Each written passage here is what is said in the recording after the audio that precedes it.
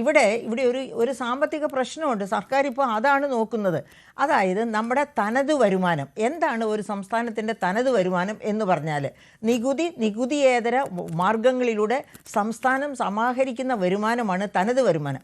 ആ തനത് വരുമാനത്തിൻ്റെ 25 മുതൽ 35% വരെ കിട്ടുന്ന ഏറ്റവും പ്രധാനപ്പെട്ട വരുമാന മാർഗമാണ് മദ്യം.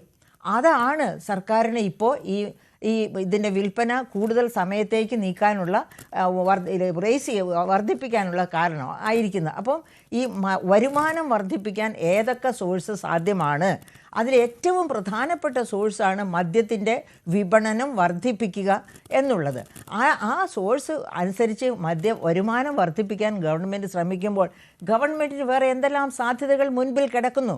ഉദാഹരണത്തിന് നിങ്ങൾ ബജറ്റ് ഇൻ ബ്രീഫ് എന്ന ഡോക്യുമെൻ്റ് എടുത്തു നോക്കുക. 21,000 കോടി രൂപയിലധികമാണ് കുടിശ്ശിക പിരിക്കാൻ കിടക്കുന്നത്. എന്തുകൊണ്ട് കാര്യക്ഷമമായിട്ട് ഗവൺമെൻറ് ആ കുടിശ്ശിക പിരിച്ചെടുക്കുന്നില്ല? CAG